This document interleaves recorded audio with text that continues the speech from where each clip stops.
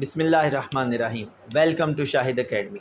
Student, today we will discuss numerical problem 13.3. Now let's start. In this numerical, we are given the force of repulsion between two identical positive charge is 0.8 Newton. The force is given, which is 0.8 Newton, and the distance between the charges are 0.1 meter.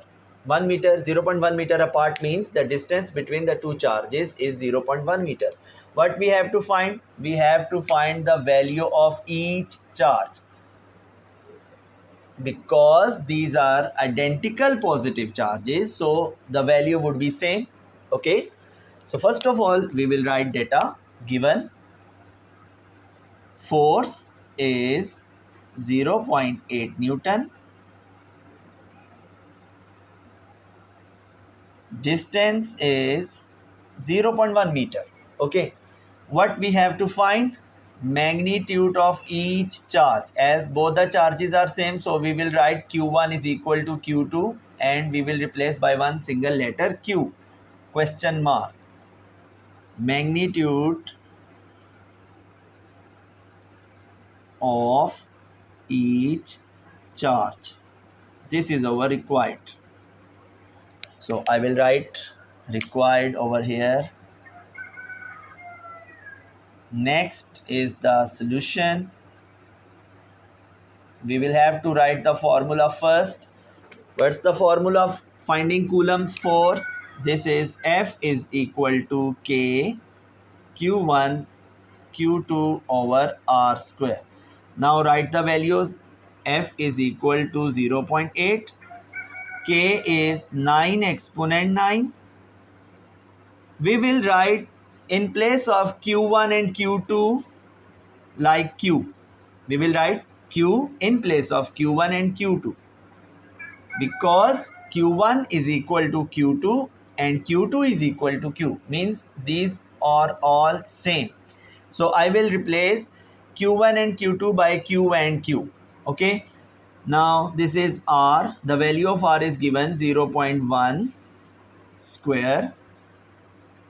I will shift 0.1 square on the left hand side. It will become 0.8 multiplied by 0.1 square, and 9 exponent 9 will shift towards left side and it will be divided over here. 9 exponent 9, and q into q is equal to q square. Okay,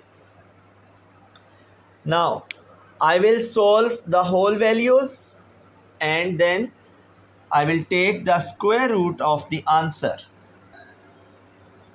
0.8 multiplied by 0.1 square divided by 9 exponent 9 q square, taking square root on both sides. The answer of the square root is 9.4 exponent minus 7 coulomb. This is the value of q, and finally we will write q is equal to q1 is equal to q2 is equal to 9.4 exponent minus 7 coulomb. That's it. Student, आज हमने numerical problem 13.4 start करना है. So let's start our numerical.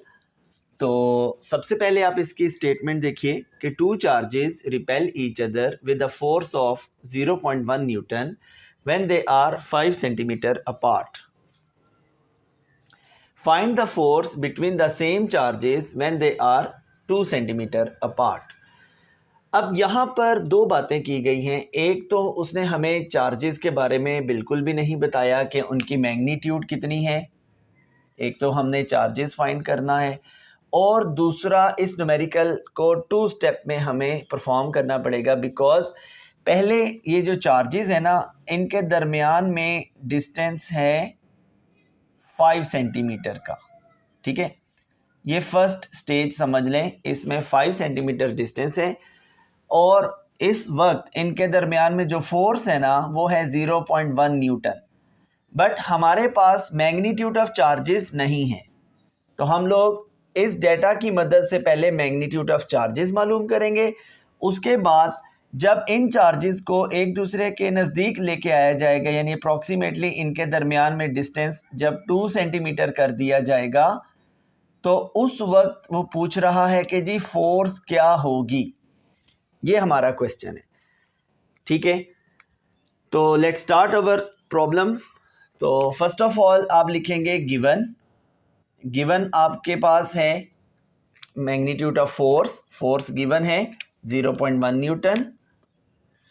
उसके बाद आप लिख लेंगे distance है r 5 सेंटीमीटर। पहले आप ये वाला डिस्टेंस लेंगे, ठीक है।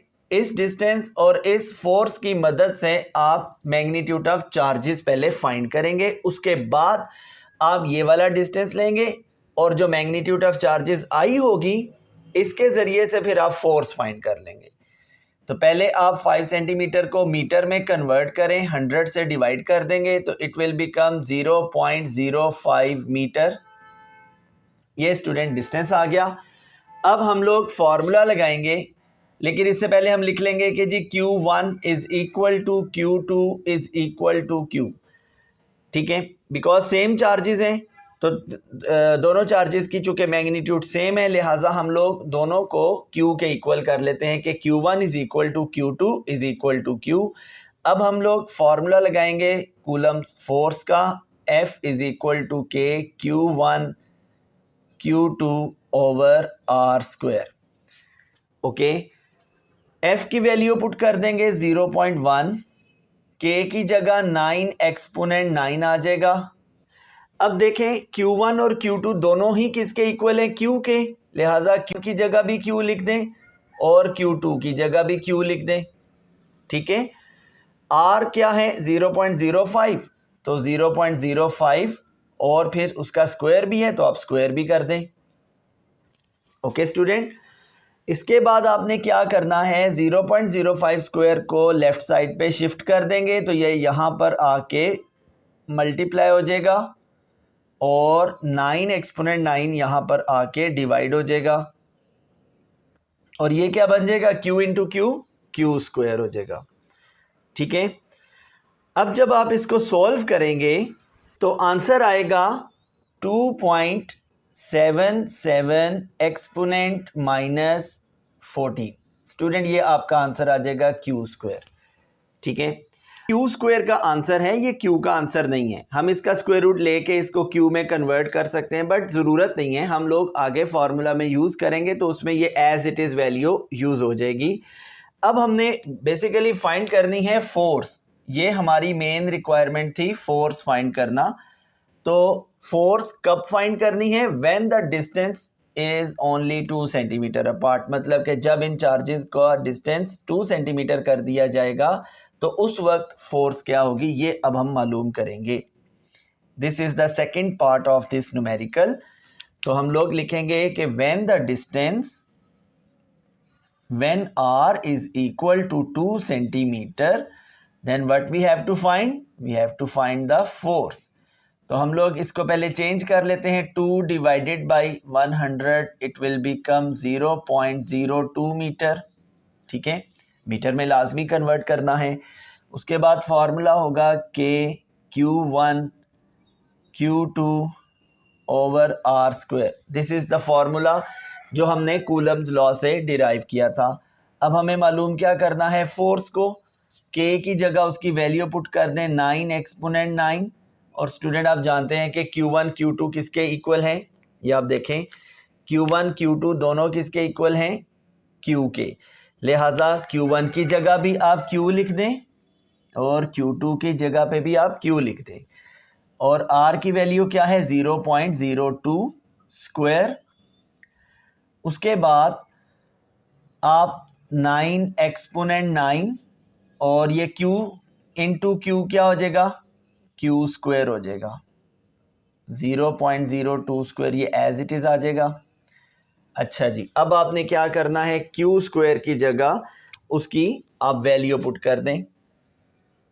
ये देखिएगा Q स्क्वायर की जगह उसकी वैल्यू क्या है? 2.77 एक्सपोनेंट माइनस 14, वो आप इधर पुट कर देंगे। 9 एक्सपोनेंट 9 और Q स्क्वायर की वैल्यू क्या है? 2.77 exponent -14, okay, and 0.02 whole square. जब आप अपने कैलकुलेटर से इस सारे क्वेश्चन को सोल्व करेंगे, इन सारी वैल्यूज को सोल्व करेंगे, तो आपका आंसर आएगा 0.62 न्यूटन। ठीक है, this is our final answer. Okay student.